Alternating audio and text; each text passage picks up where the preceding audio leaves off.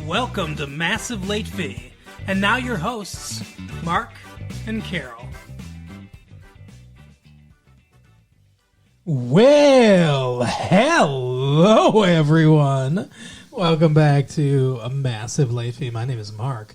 With me as always is my beautiful girlfriend, Carol. How you doing today, Carol? Hey, what's up? Not much. It's been a good week. It is February 7th, 1998. It is, and it's a very, very special It's a episode. very special episode. It's our 200th episode. Can you believe it? Now, 200.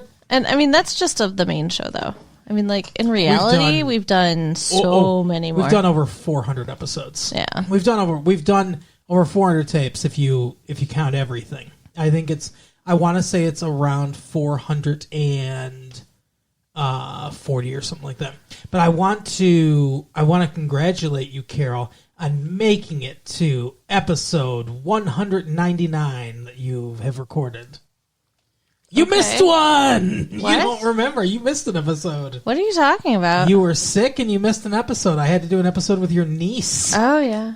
You missed one. Why are you being a dick and bringing that up right now? Aw, now I feel sad. It's so much less special. I was going to bring a cake in with 199 on it.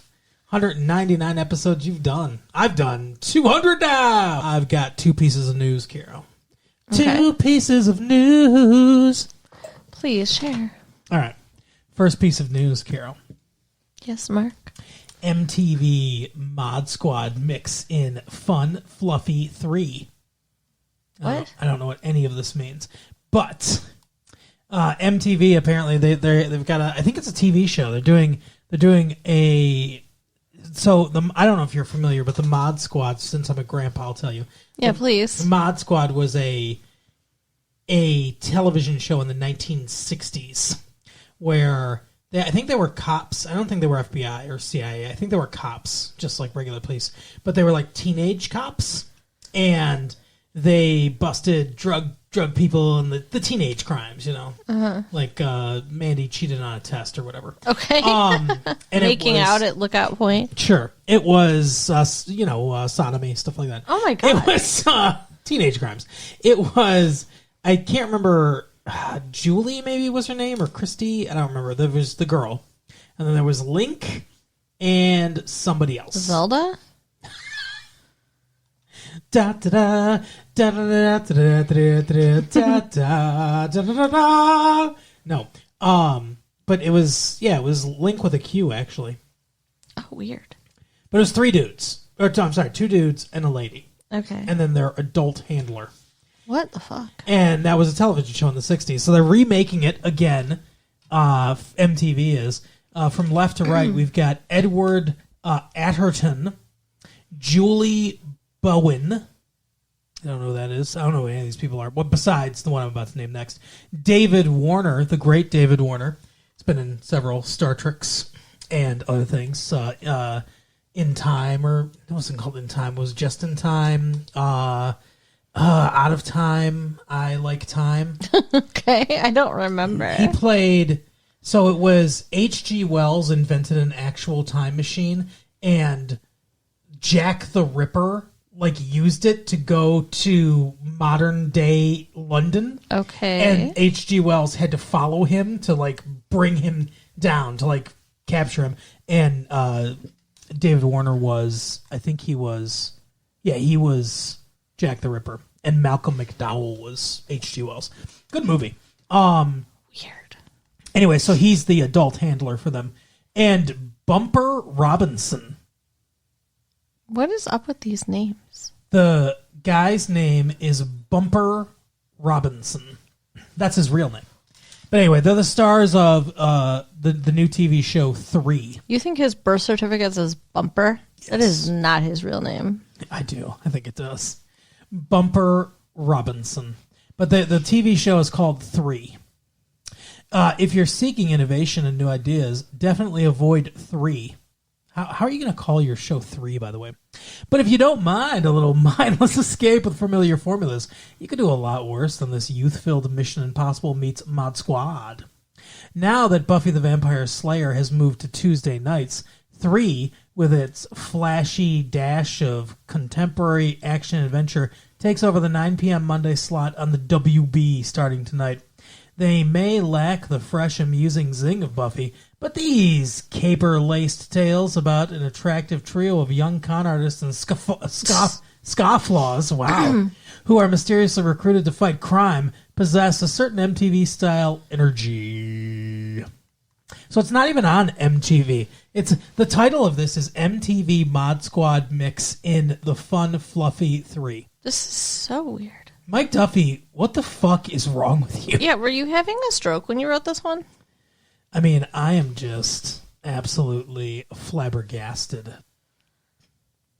But, yeah. So, you want to check out 3? On the WB? It does not sound good at all. Yeah. Does it sound interesting to you? No, not really. Okay. I've seen episodes of the Mods, but Julie. Her name was definitely Julie. It was Julie, Link, and, I don't know, California. Of course you've seen episodes of the Mod Squad because, like, you existed back in the 60s when it was on TV, right? Yes. Yeah, exactly. You're like a freaking vampire or a lich or something. What the fuck's a lich? It's a wizard that, like, never ages, you know? Oh, yeah. You're like a necromancer kind of thing, I think. I'm at all times. Yeah, there you go. That is me. Since the dawn of man, I've been here. You're creepy now. Stop. And He's I looking will- at me weird. I don't And like I it. will be here until the heat death of the universe. Wow. Yeah. Okay. But speaking about eternity, Carol, my next bit of news is on more of a personal basis. Okay. Do you see my pocket right here? Yeah. So there's something in this pocket that you want. You think? Well, let me pull it out and jeez. see what you think. I'm not scared at all. Carol, full name redacted. Yes. Carol. I'm over here now, away from the microphone. I'm on one knee, Carol. Let me see your hand. Will you marry me? Carol, full name redacted. Oh my god. Oh my god. Oh my god. Are you serious? Yeah, 100%. That's a real ring. In front of a tape recorder and everything, huh? Yeah. At least it's not live. I can delete it if you say no. Well, of course I'm not going to say no. Oh my god. Yeah. Of course. Yay. Like there could be any other answer. Oh my gosh. I love it. It's beautiful. Remember years ago when you said we wouldn't get married or whatever the fuck you said? Well, you know, Remember that? When we were using busted, outdated equipment? we were in a different place in life. We were. It was 5 years ago. I can't believe this. I got to call my mom. Like, 4 this years is ago. exciting. Yeah, it's very exciting. We're going to get married. Yeah, so we'll have to... that just happened. That's real, everyone. We just got engaged. She's crying. So we'll let you know when the wedding is. You can send gifts. Yep. But none of you are invited. We'll register at Hot topic. what the fuck? Where do you want to register? I don't know, like Target. Sure. I think Nothing says high class. Like. I think they have a registry. All right. Well, anyway, we'll get to that later. It's exciting. I gotta like pick out a dress, and we gotta figure out where we're gonna do it. Like this is exciting shit. 200th episode. Big doings. Yeah. Bridal Guide magazine, here I come. So there we go, everyone. We're engaged now. No longer my girlfriend Carol. My Yeah, fiancée. what are you gonna do? Fiancée. Oh, that's Carol. weird. That is weird. I'm very French. Okay, I'm not gonna marry you if you're gonna talk like that. This is my fiancée. Oh no, no, mon petit chéri. What is happening? You don't like my French accents? I love you and I love the ring, but you need to stop. You don't like the French? I like the French. I don't like this accent. This is how I talk now. Okay. Bonjour. Oh, ma petite chérie. How about that? How about some Creole? Oh, ma petite chérie. I don't understand. You propose to me, and then I say yes, and then you punish me by bringing out the accents. Wow, that's hurtful. It's hurtful when you start doing all your accents. That ring can go back anytime, you know. Speaking of taking back something that you've been given. Right, kind of. We watched Great Expectations. We did with Ethan Hawke and Gwyneth Paltrow. Yeah, Bruce Paltrow and Blythe Danner's kid. Robert De Niro? Yes, that is his name. Very good. I think that was... And who played the old lady? There were other people. Who played the old lady? Wow. What? How soon they forget. See, I knew she had to be somebody. I can't remember her name. Oh, she's not anybody, okay. No, she is somebody. She's Mel Brooks. She's Mel Brooks' wife. She was in the Anne Bancroft. I couldn't think of her name for a second. She was in The Graduate. She was she's a pretty well-known actress. Okay. Yeah, she was in The Graduate in the 70s. Dustin Was she Hoffman. Mrs. Robinson? Yes, absolutely. She Interesting. was. Which is interesting with this, what she's playing here, Miss Havisham here. But yeah, it's Anne Bancroft. I wonder why they changed the names. I don't know. Instead of Pip, which I guess maybe they thought that was stupid, Philip Perrip, and they called him Pip. Instead, his nickname was Finn. Yeah. It's not better than Pip. No, and like Mrs. Havisham, like I've never read the book, but I know that character. Yeah.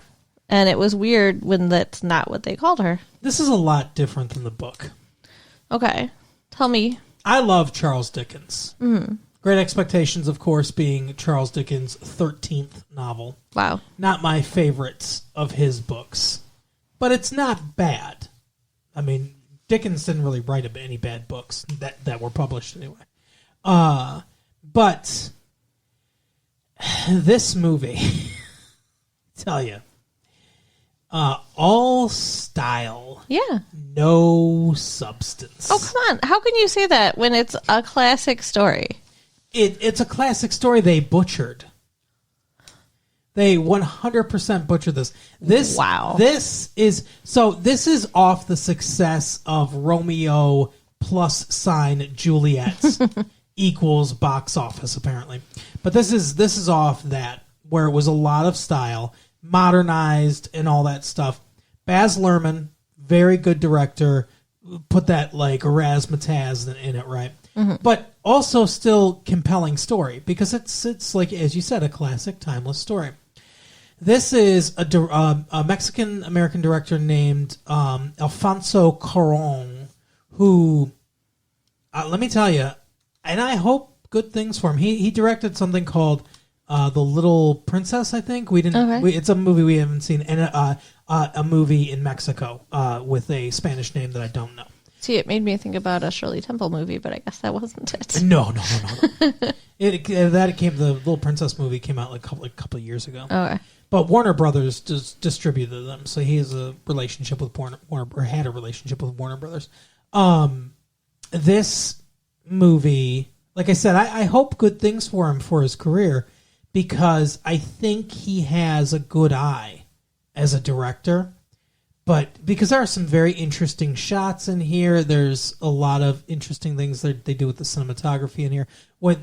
So this is Great Expectations, but it takes place now-ish. Mm-hmm. Once they get older, it starts in like the 70s, then it's the 80s. Even at one point, Gwyneth Paltrow's character just ham-fists in. It's not her fault; it's the dialogue that was written. But ham-fists in that it's the 80s because she's going to a dance, and she's like, "Hey, who are you gonna take?" He's like, "It's the 80s. I can go by myself." And they're like, "No, you can't." The dress that she wore, that was enough. That would have told us the time period. That dress, for sure. That dress might as well have had neon lights on it that said, "It's the 80s." Right. You like the 80s. I love it though. It's a cool dress. A lot of my Barbie dolls had that dress. Right. Vanna White had a lot of those dresses. Right. But anyway, so and then it's it undescript time in the 90s. We assume 98, but who knows? But anyway, when they start in Florida, this is one of the good things about it with the cinematography and stuff. When they start in Florida, I don't know if you noticed, but the color palette's very warm. Everything's very warm. It's yellowy, it's orangey, stuff like that. When they get to New York later, everything's very cold. Yeah. It's very blue. It's very dark. It's very... And And when she comes back in his life, the color palette changes to get warmer again, signifying that she is the light in his life. Which is so not earned. No, it's She's not a in this bitch. movie. Not I in this don't movie. like It's her. for sure not earned. Is it in the book? Is she a better person in the book than she is in the movie? Not really. It's debatable. Here's the problem. And this is why I say they bastardized the book. Like I said, this is all Flash. You couldn't get more, hey, it's the 90s, it's now, kind of stuff about this movie. But that's all it is. It's the style of Romeo plus Juliet. I mean, it's not the same style because it's not as big or flamboyant. But it's the same, slick style. But none of the substance. Great Expectations, the meaning of Great Expectations is at 3 different points in Pip's life, he has great expectations about something that's going to happen. And then he gets disappointed until the end of the book, essentially. But these are all very fleshed out things. And this movie takes each of the story elements and really rushes through it. The one that it spends any time on is also the boringest part of the movie to me. Okay. Is when he's hanging out with Miss Havisham. I don't remember what they call Anne Bancroft's character, but she's Miss Havisham. Right. Even though she's not in a wedding dress, and she was always in a wedding dress. Really? Yes, because she was jilted at the altar. She stayed in that wedding dress all the time in the book. Okay, so was she her aunt then? Not her mother or grandmother? In the book, she's her adopted daughter. Okay. And so I don't know what their relationship in this is, but in the book, she's the adopted daughter. So I assume it's basically the same. But it could be her aunt too, though. I'm not sure. I don't know if they made it clear. But so they really spend a lot of time on that, on his relationship with her. He's an artist in this one instead of he's a laborer in the book. In the book, his ward, he has his uncle, I guess. He has not his ward. He's the ward of this guy. Mm-hmm. But they have his sister has a very fiery hot temper and stuff like that. And that's the one, Maggie in the movie anyway, who was prostituting herself, I believe. Yeah, and then she left. Mm-hmm.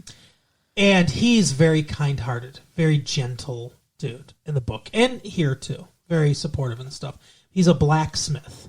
In here, he's a gardener. Or fisherman, whatever. I thought. Yeah. Well, no, he said that he made money doing odd jobs. Yeah. So, but he's a blacksmith, and I mean, obviously, I know why they didn't make him a blacksmith. Yeah. The thing that doesn't really exist anymore. But he's a blacksmith, and so Pip is apprenticing to become a blacksmith. Then he gets a wealthy benefactor that he thinks is Miss Havisham, and he becomes a society person, right. And then the story goes from there, which is kind of similar. But like I said, they spend a lot of time on the Havisham stuff and the building up of the characterization, kind of he and Gwyneth Paltrow. But that's it. Everything else Estella. Everything else is very rushed. All the other parts of the book and all the other character development, it just whizzes by. We get 2-3 scenes of it, and that's it. In the book, in the movie here, she marries Hank Azaria, and then they get divorced. She has a child of her own, and then they get divorced. In the book, she marries this guy. They, for many, many years, they don't see each other. They don't talk. They write back and forth sometimes. I also don't think they had sex in the book. Oh, they had a lot of sex in the movie. Like they do in the movie. They have a unrequited love for each other, but I don't think it's ever consummated. But anyway, her husband dies. Oh, okay. She's a widow when they meet again at the end of the book, and she apologizes for all the like the coldness and the wrongness and stuff, like all the bad The stuff, pain that she caused. yeah, him. all the bad stuff that she did to him. And he says, like, throughout the whole book, he's talking about, like, he sees a shadow on her face and all this stuff and everything, and the shadow is lifted. And then they go off together, and it's implied that they are going to be together now that she's a widow. Kind of like at the end of this, it's sort of implied that they're going to be together now. And we get a lot more of the fact that Miss Havisham in the book is crazy. She's like, she has, like, manic depression or schizophrenia or something. She's not well mentally, and she terrorizes her adopted daughter. Oh, And is constantly telling her like how like she makes her afraid to be in love because she was jilted at the altar, and she's always talking about like you can't count on men and all this other stuff and everything, right? So that's why the relationship doesn't work out with them. And then she has a very loveless marriage with her husband, who then later dies. And it's not until after she goes through that and she gets older and she deals with some of her pain that she can then reconnect with Pip, and they might actually be able to have a chance. None of that's in this. yeah. Like, I really enjoyed the movie, having not read the book, but hearing the story of the book, I can see why it would pale in comparison. Also, the guy the convict dude, Robert De Niro's character, who does become his benefactor. It's not Miss Havisham, it's him. And it's the same kind of thing. He sees him, and he sees him in the chains and everything, and he says, hey, I'll kill you or whatever, bring me the stuff and everything. So he brings him a pie. He's nice to him. And he's wrestling. He's in the woods, because this all takes place in England. It's the 1800s. It's completely different. Okay. But they Not go Florida. Right. So they're not in the water. But they go into the woods, and he sees him wrestling with another inmate. And then they get captured. He ends up getting out again and making a bunch of money, and that's when he becomes the benefactor. I don't remember, because I haven't read the book in a long time, but I don't think he gets killed. But he does come at great risk to see Pip, because he's not supposed to be there, because they're still looking for him to arrest him. He's very, very grateful, obviously, but I mean, it's weird. It seems almost like he's like proud of it. Like, yeah, he does in the book. He takes a pride of like, I helped him, Okay. kind of thing. well, yeah, okay, I guess that makes sense. His money helped him, but like, it's not like he raised him or something. Like, shit, like he was just he was acting like he's his long lost father or something. Right. But in the book, because he's not wrestling with another inmate here, in the book, the other inmate that he's wrestling with turns out to be the guy that jilted Miss Havisham at the altar. Really? Yes. Oh, that's funny. And so it's like a lot of stuff all kind of ties in together. And it doesn't here. So that's why I say, like, good things about the movie, some pretty good performances. I think Ethan Hawke's a better actor than I think I gave him credit for initially in like Reality Bites or whatever. He did a really good job. Well, he was also in Gattaca. Yeah, he did a really good job there too.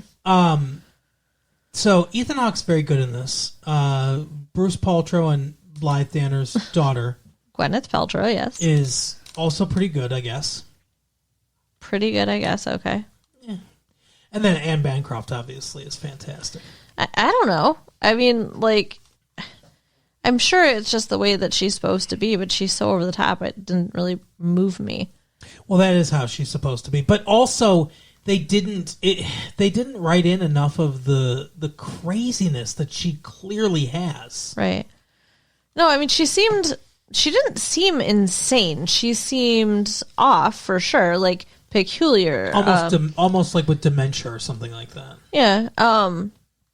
And it seemed like she was playing with these children's lives, for sure. Yes. But it didn't seem like she was any kind of a villain or like completely off her rocker. And in the book, I wouldn't say she's a villain, but You said she terrorizes this girl. Well, just with stories of like, she psychologically terrorizes her without meaning to. Oh, okay.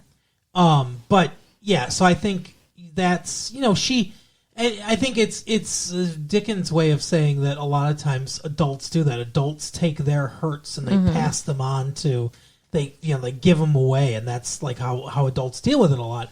And there's tenderness and there's character growth and development. There's stuff that's in. I mean, like I said, it's Dickens, so it's good. But there's a lot of stuff in the book where it's all like, it's kind of like if the movie started with a dude being like, Great Expectations, you know the story, right? we don't need to get into it. Here's a coat of paint, like it's modern times, like that's what it is. It's all slick substance stuff, but there's not a lot under the surface there for me. I guess. I don't know. I guess I see what you're saying. There's not a lot of depth, but it was still, for me, it was an enjoyable watch. I liked the love story. It's up your alley because it's a painful, bittersweet love story. Yeah. I felt uncomfortable watching the children together though, because like when she kissed him, like that went on way too long, and like the camera's way too close, and we're looking at two little children's tongues touching and stuff. It's like, what the fuck is happening right now? It's French. It's like pedophilia on screen there. Except they're both kids. Yeah. Well, no, but I mean, like whoever was recording that, like, and giving that direction, all of us, we're all on lists now. Right. I see. It just seemed kind of a little bit much for 10-year-olds. Yeah, I agree. That was probably a little bit too much. And every single week, they get together and dance and stuff, and like, you think they would have been closer, I guess, than they seemed to be. That's the other thing too. There doesn't seem to be a lot of closeness between them. But in the book, was there? Yeah. Okay, well, well, then that's a failing for sure. Because that was the one thing that I was like, okay, I know he like has a thing for her because he had a thing for her from the beginning, that pretty much Miss Havisham told him, hey, you gotta love her. Mm-hmm. Like, I feel like she put it in his mind. Yes, I agree, 100%. And, I don't know. It just, I didn't see the reciprocation at all. I didn't either. She seemed very cold, austere. I don't know if that was the direction she was given. I don't know if that's how she played it. It didn't seem like her and Ethan Hawke had a ton of chemistry together on screen, which also not like he and Uma Thurman did. Yeah. So it's like the in Gattaca. So it's the difference, that scene where his hands like under her skirt and stuff like that felt more uncomfortable than sexy. Yeah, agreed. It did. And it was like, I'm thinking like, why? What is going on? What is the purpose of any of this? What is happening? And then she just disappears. That was how she says goodbye to him. Right. She's like, oh, I'm out. See ya. Like, what the fuck? And then, he goes to Havisham and she's like, oh yeah, she left for New York. She didn't tell you? She didn't do anything special for you? It's like, well, she let me touch her. Right. that was her special. God. I'm telling you. Oh. And then she comes up and kisses him in New York, which I thought to this dude. I thought that she was the benefactor. Maybe I thought maybe she sent for him, like she's bored with her life, right? So that made sense to me then that she did that. But finding out later that it was just a random happenstance that she even saw him, and then she greets him 7 years later by sticking her tongue on his mouth. Like what? Yeah. What? Yeah, I know. It's weird. And she was engaged. Well, she wasn't engaged. She was dating the guy she wanted to be engaged. She's dating the guy, and then they have sex. Yeah. When she's engaged. She posed nude for him first. Right. And then he just comes up to her in the restaurant with the fiance. Mm-hmm. And says, do you want to dance? And she leaves with him, and yet she still ends up marrying this guy? Yeah, that guy had no self-respect, I'm telling you. Right? I mean, that made no fucking sense. The guy next to him's like, is everything okay? So it seemed like that guy wasn't even in the movie. He's like, what is going on? It was very weird. Yeah. Like, I don't understand. And like, I would have liked to have understood that relationship a little bit better too, I guess. Exactly. That's what I'm saying. I wanted more depth. And what they should have done is, I guess, realize that we all know the basic story of Great Expectations. Start with Robert De Niro real quick. If you even want to incorporate that, which you don't need to, but if you want to incorporate that benefactor thing, start with that real quick, establish she's a nice guy or whatever. Then do the Havisham stuff like they did. Speedrun that. Do that a little bit faster. Get them to adulthood a little bit faster. Just establish that, like, yeah, they're kids, they're seeing each other every weekend. Get them to adulthood faster, and then play a little bit with their relationship, and give us a little more of their adult conversation one-on-one with each other, and then move into her leaving, and then go to New York and spend a lot more time in New York, explore all, because that's the bulk of where the way they've structured this version of it, that's the bulk of where this story is. That's the bulk of where the relationships are, of what's going on. Him, her, the love triangle, all that stuff. Get a lot more into that. Have some scenes with just her and Hank Azaria without Finn around, so we can see them on their own and what they're like together. Yeah. What is she giving up? Why is she with this guy instead of Ethan Hawke? What is it about like him? And we can see the safety and stuff like that, or the whatever, the anodyne nature of their relationship, and you know, she's afraid of love and stuff like that. He represents security without the need to feel emotions and stuff because she's afraid of it. You know, like, show us that stuff. I mean, I guess it's hinted just by the way he reacts to her and Ethan Hawke, like that he's not very emotionally invested in what's going on, and then and that Ethan Hawke has to basically tell him, yeah, you know, you should marry her, like, kind of thing. Yeah. So yeah, there are hints of it, but we don't get it's all too, because it's only really hinted at.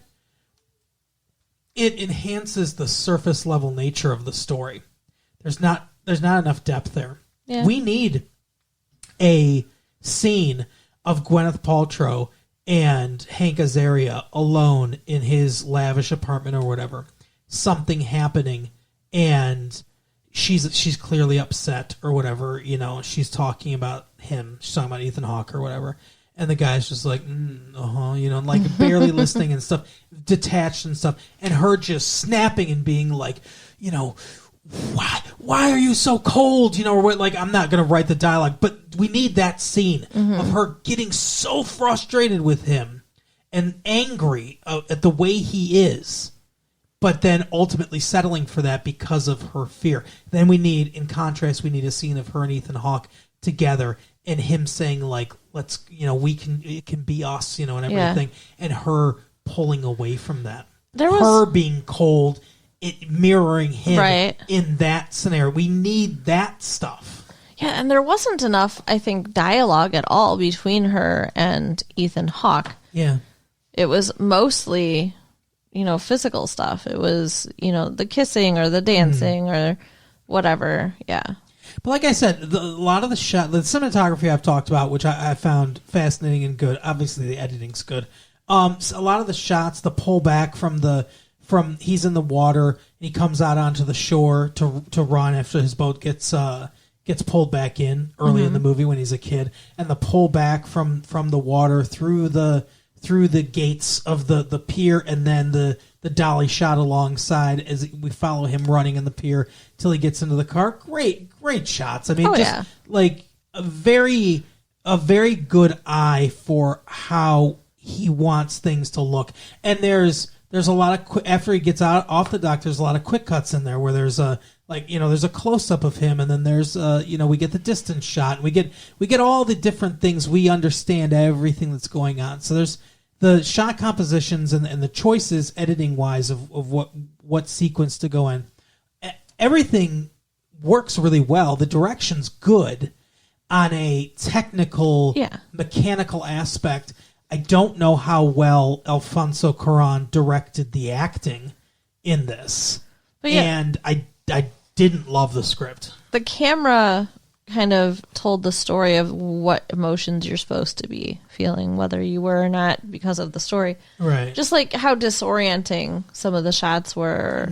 You know, the distance, like between him and his uncle when he's getting on the plane, or stuff like that. Yeah, absolutely, yes. Yeah, the staging of that, and like you said, there's he comes to see Miss Havisham when she's he thinks Gwyneth Paltrow is going to be there. It's this lavish, like, New York apartment, huge New York apartment, and she's there, and all of a sudden it's Dutch angled, and because she's not in a right space either.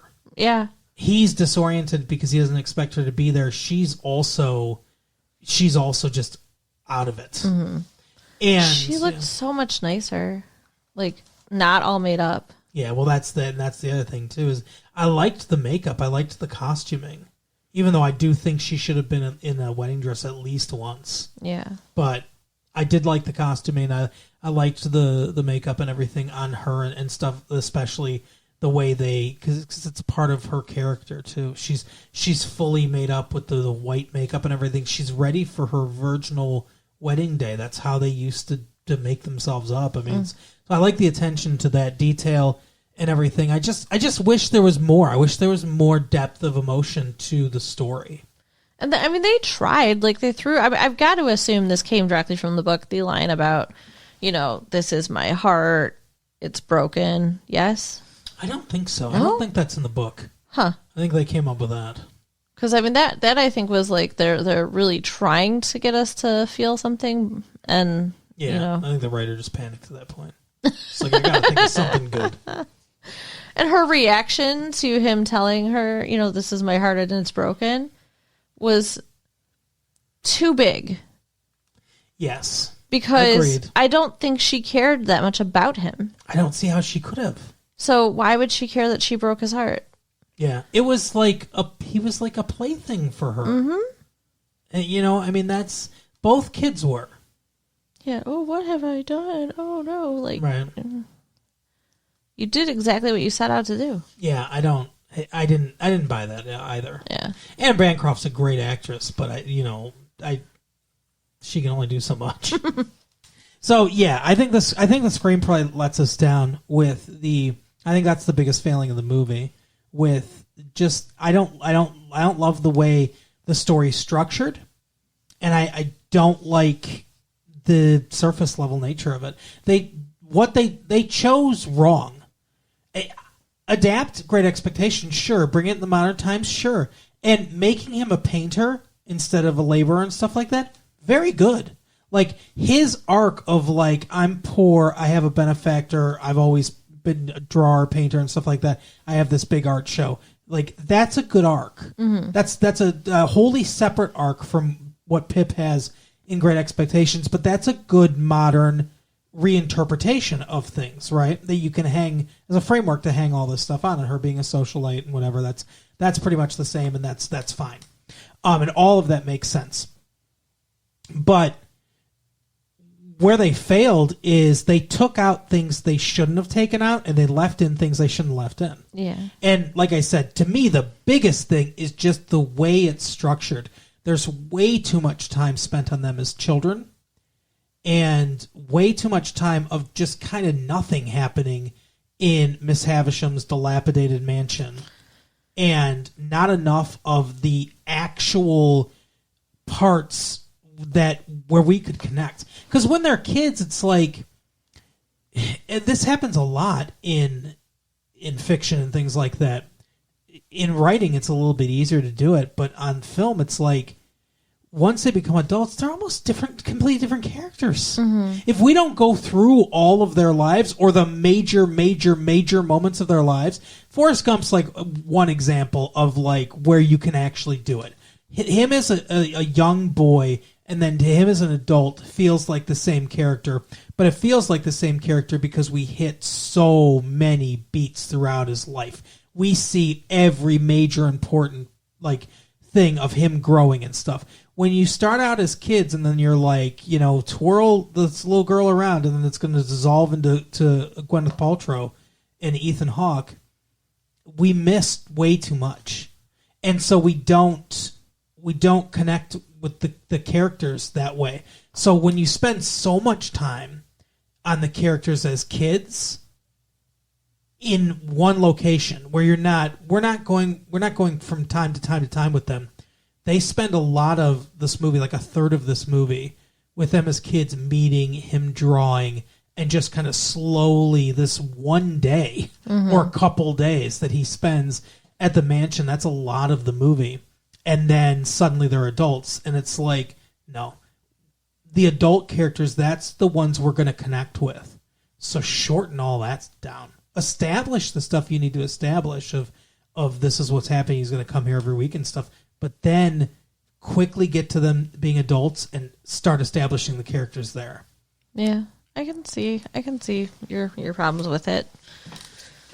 I enjoyed it still, though. It wasn't terrible, but I cannot personally give it a recommend. If you're looking for something that's pretty to look at and you never read the book and you like sad love stories, then go for it. Yeah, I mean, I can agree with that.